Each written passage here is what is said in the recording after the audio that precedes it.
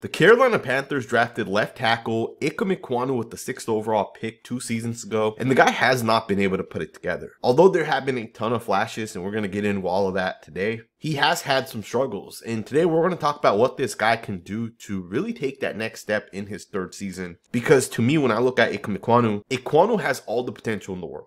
This guy could become one of the elite tackles in the NFL solely based off of his technique, the strength and power, as well as some of the reps he has against some of the best defensive linemen in the NFL. And we're going to get into all that. We're going to look at his snaps against guys like Josh Allen and Rashawn Gary. We're also going to look at some of his positive snaps and what this guy does well. Plus, at the end of this video, we're going to get into some of these 11 sacks he gave up last season. And I think at the end of this video, you guys will probably agree with what I'm saying, that Ikem Ekwonu can still become a really, really good tackle in the NFL. Let's just jump right into it with this first snap here, which is going to showcase one of the things that Ekwonu does really, really well, and that is he plays with advanced technique. He plays with things that I think allow him to be a good football player. And this is just one of the many things he does, but it is one of the things I do want to talk about. So he has a backside cutoff block on this defensive tackle. You guys will see that the offense is running an inside zone. The running back's going to end up bending it back to the inside. He's going to end up hitting the B gap right between the left guard and left tackle.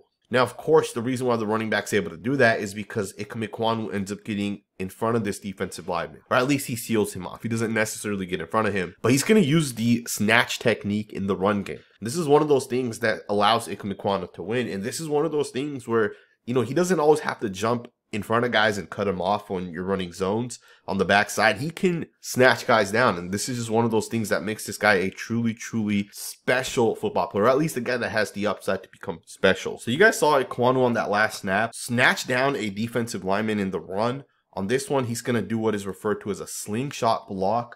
This is one of those things that's not easy to do, but Ikem Ekwonu has it in his game. The play here picks up about 7 yards, but you guys can see exactly what happens within this play. So Ikem Ekwonu has to get out in front of the defensive lineman here.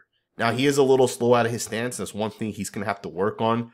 He has to do a better job getting out of his stance. He has to realize how to time the snap a little bit better where he's able to get out. But regardless, the fact that he was a little slow, the defensive tackle jumps the gap. Now, Ikem Ekwonu technically would lose this snap, and I would even say that at this moment, it's a losing snap. But Ekwonu does a great job recovering. So he's going to do what is referred to as a slingshot. Right hand is going to land first. The left hand's going to come behind, and essentially what he's going to do with the right hand is he's going to pull the defensive lineman, and with the right hand, as he pulls with the left hand, he's going to end up pushing, and he's going to end up on the backside of this defensive lineman. And that right there is the perfect way to slingshot block a defensive lineman. If you guys watch all 1,100 plus snaps of Ikem Ekwonu, this is one of the things you're going to see at least 100 times. The guy is using some sort of advanced technique, some sort of advanced move on the backside of run plays, right? Now, this one's a power play specifically, but as a left tackle, you technically have a reach block on the defensive lineman, which is what you would do in a zone run, but it is power. Left guard's going to end up pulling out in front, and then you're going to have a bunch of essentially down blocks. Great job by Ikem Ekwonu to once again show that advanced technique. One of those things that I really, really like with this guy that I think will translate as he goes forward to becoming a really good NFL football player. Now, as I stated, if you guys watch this guy's tape, you're going to see it a ton. Here's one more where he's going to end up slingshotting the defensive tackle. One of the things I like with Ikem Ekwonu is he recognizes when he has to slingshot. He recognizes guys that are fast, guys that are going to shoot the gap. So one of the things you're going to note with the Vikings defensive tackle number 91 here is this guy's a gap shooter. As soon as he sees this offensive lineman step down, he understands Ekwonu has a reach block, so he's not going to allow that to happen. He's actually going to even swat down the hand of Ekwonu here. You see with that left hand, he's going to swat the hand down. And for Ekwonu, it doesn't matter. Ekwonu studies tape. He understands 91's going to shoot the gap. So he's already made his mind up. He's going to slingshot and end up on the backside of number 91. It does not get better than this. You see kind of how it works as Ekwonu ends up on the backside of number 91. It just creates a natural cutback. And of course, love how Ekwonu is playing physical. This is another thing you'll notice on his tape. The guy plays physical. He plays with that mindset if he wants to put people down. Just a really, really nice snap. Let's get into the next play. Now, on that last play, he obviously went ahead and slingshotted a guy on the backside of a zone run. But he also does this on the backside of zone runs. He'll be able to get out in front of guys. On this one here, he's able to cut off the defensive end. He just really gets in front of him. Play picks up 9 yards. To me, this is one of those things where when you look at Ekwonu, you can tell this guy has good technique. He understands how to leverage himself in front of guys. On this play here, if you guys think about how he's going to cut off this defensive end, With the left hand, he's going to end up landing it underneath the defensive lineman. That left hand locks in, and then he just flips the hips. To me, this is just perfect the way he does this. And the right hand ends up landing to the shoulder pad, and he ends up being able to just shut down number 0 here. And this is exactly what you want to be able to do if you're the backside of a run on zone runs.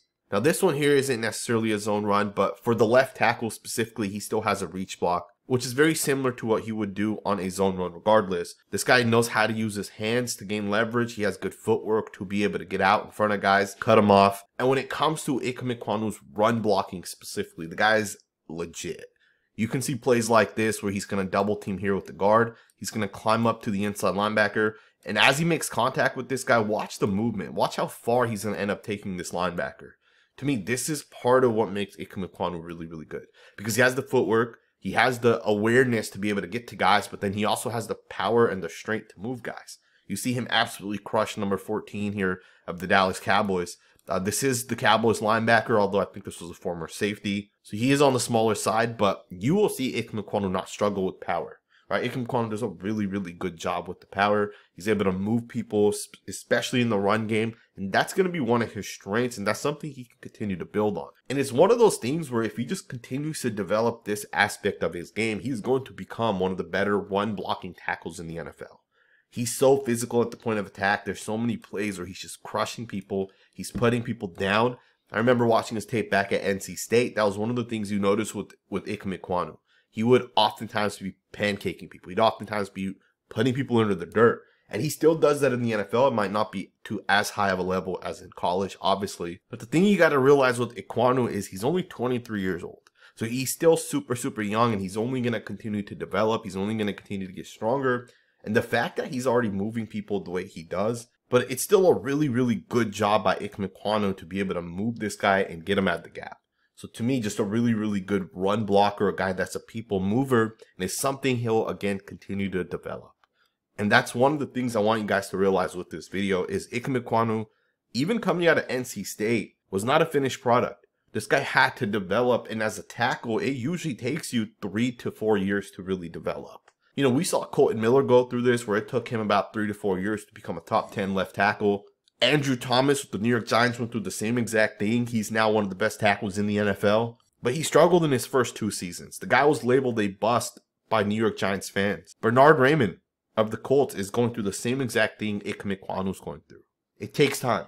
Guys don't become instant superstars in the NFL. But when you see splashes like what we see with Ikem Ekwonu on some of these plays, you know the guy has upside. You know the guy can develop into a really, really good football player. Alrighty guys, let's go ahead and switch focus. Let's go ahead and talk a little bit about Ikem Ekwonu's pass blocking abilities. Now I think this is one of the areas that a lot of people have concerns when it comes to Ekwonu. I think most people will agree that his run blocking is actually really, really good. Of course, his biggest issue is 100% going to come down to his ability to pass block. This is a great throw by the quarterback to be able to kind of make. Obviously, it ended up being a fumble on 3rd and 4. But regardless, a great throw by the quarterback, and it wouldn't have been possible without the offensive line being able to process what's happening. You got the double mug look by the linebackers. You got a safety down in the box as well. You know there's guys that may come. There's guys who are going to drop back, but you're going to have a lot of one-on-ones. And you're going to see Ekwonu do a great job against a good defensive lineman. And he ends up winning this block. And I do think with Ikem Ekwonu, one of his strengths could be pass pro, but he does have to fix up a couple of issues. And as he fixes those, I think he will get a lot better. Before we get into those negative snaps, I really want to clarify that Ikem Ekwonu in his 1,100 plus snaps has, a lot of winning snaps. Most of his snaps are winning. Last season, Ikem Ekwonu had over 730 pass blocking snaps. And of those 730 pass blocking snaps, I would say he won 675 of them. Or he did his job on 675 of those. But he did have losing snaps, and I think sometimes when those losing snaps get shown, I think sometimes people will think that the guy's losing on every snap, but that's not the case. But there's a lot of plays like this where Ikem Ekwonu does a really good job being able to handle the defensive line game. He's able to handle what's kind of happening up front. You see on this one, him and the left guard do a really good job switching on the defensive line game. You got another one here. Once again, he's going to get out of his stance. He's going to do a good job taking on the defensive end, stays in front of it. You got another one once again here against the defensive end. True one-on-one, gets right in front of it, shuts it down. Quarterback gets the ball out. You got another one here. He's going to jump set Kalijah Cansey. He's going to end up locking in with him, and he's going to shut him down. Again, just a really, really good job once again by Ekwonu to just stay right in front of it. Now, I show you guys all these snaps because we can go through 600 plus snaps where he does this, where he's able to just stay right in front of these guys, shuts it down, quarterback stays clean. Because there is a misconception that Ikem Ekwonu is just losing 100 out of 100 snaps. That's not true. The guy wins a lot of his snaps. And always remember, developing is a real part in the NFL for tackles. It's a part of what allows a guy to be good, right? The speed is a lot different in the NFL than it was at NC State. And yes, there's losing snaps, and we're going to go ahead and shift into that now. But again, I do this just so you guys understand, most of his snaps are winning. Now let's go ahead and switch focus. Let's go ahead and get into the losing snaps. Let's go ahead and get right into it with what I think is Ekwonu's biggest issue in pass pro, and that is the lean, right? That is, he tries to take guys on in a way that causes him to get in trouble. So you're going to see him lose a lot of snaps like this. He's going to straight up just lean into a guy, and the guy's going to side sweep him. A guy's going to end up going to the left, to the right, and Ekwonu ends up leaning, and then that leads to him losing. And he had snaps where he ultimately ended up losing because he wasn't able to stay in front of guys. Here's another example of that against the Saints. The defensive end's going to end up giving him a speed rush, and he's really going to just swat the outside hand, and this shouldn't happen. But there's no need for Ekwonu to lean into this. To me, the thing that Ekwonu has to establish is he has to establish the half-man relationship. And he has to be able to get out here and establish the landmark. He needs to make sure that the outside knee is always to the crotch of the defensive lineman. And that's not happening. Oftentimes, Ekwonu ends up getting beat to the outside, and you can also see that lean part of it right there. Ekwonu is oftentimes getting beat to the outside because he ends up leaning into it. So you see on this play here, if he ends up just waiting for the defensive lineman instead of leaning into it, he could have stopped this from ultimately happening. Now, just to kind of stick with that same thing of this guy leaning a little bit too far sometimes, here's another one where he's going to essentially lean into the defensive end. And once again, you know, the timing of his punch is going to be off. He leans forward into it, and it's not going to work. The defensive end just swats the hands away and goes right around him.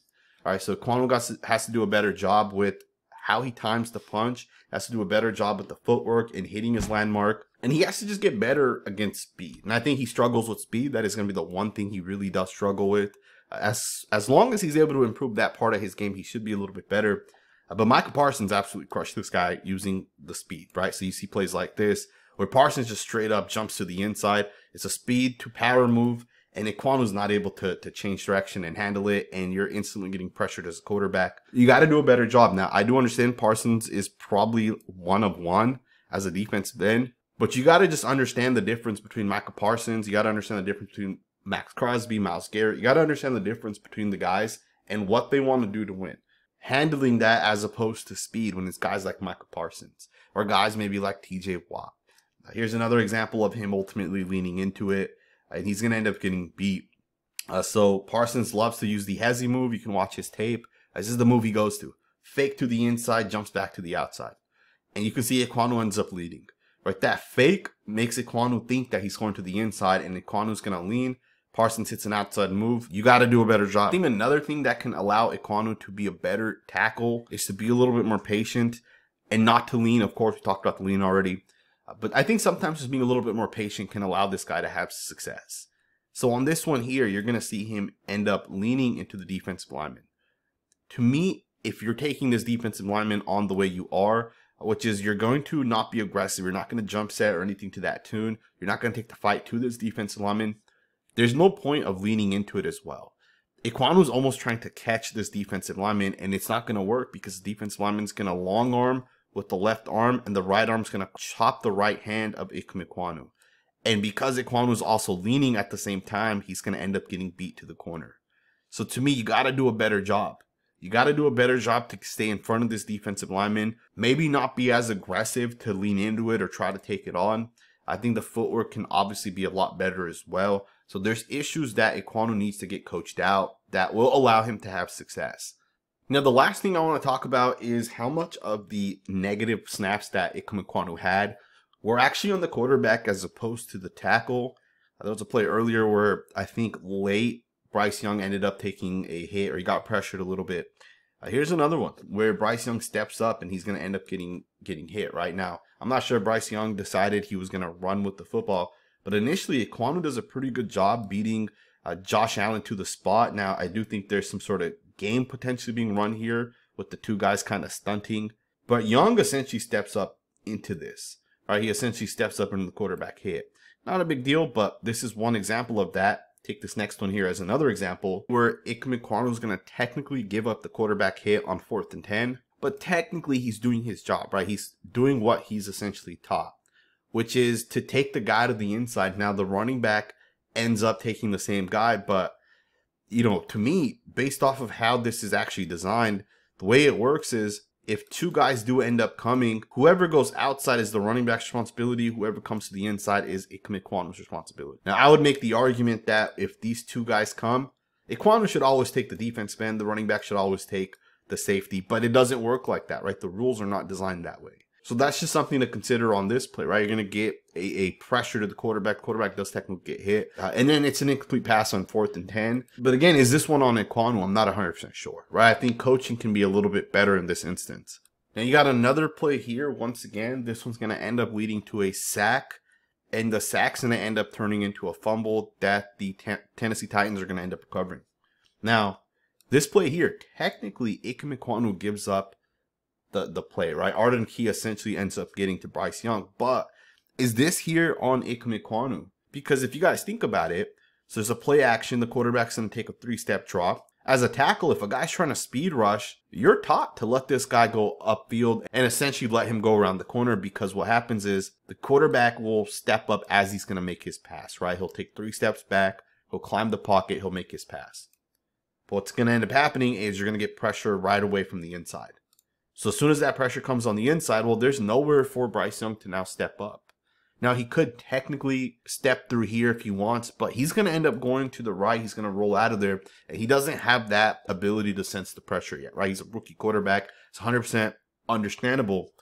But this one here goes against the left tackle. Is this play 100% on Ikem Ekwonu, or is it on the guy on the inside that does not keep the pocket clean, that allows the pocket to ultimately end up getting collapsed? You know, I think there's a real reason why the Panthers spent essentially $32 million a year on 2 guards.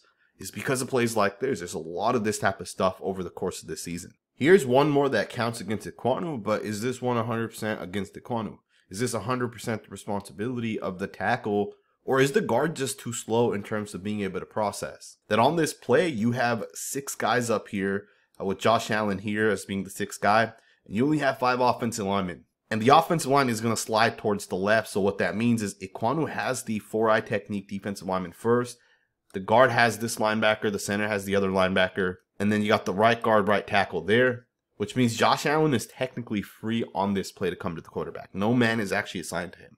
Now, when this guy drops off, what needs to technically happen is the guard needs to get to this defensive lineman here, which should release Ekwonu to get out to the defensive end there. Now, of course, keeping in mind Ekwonu doesn't process very well at the moment. That's something you can develop as you get older and older. You get more experience. The game slows down. But on this one, you can see, right, he's going to end up allowing Josh Allen to get to the quarterback, right? He's just not able to get out there quick enough. Now, statistically, this counts as a sack for Ikem Ekwonu, but you could also make the argument that the responsibility initially was number 96, right? Yes, Josh Allen gets the sack, but is it really on Ikem Ekwonu if that's not his man to start the play with? Now, I do understand you got to be able to process, you got to be able to get out to your defensive end, and you got to be able to swap. But at what point is this on the guard?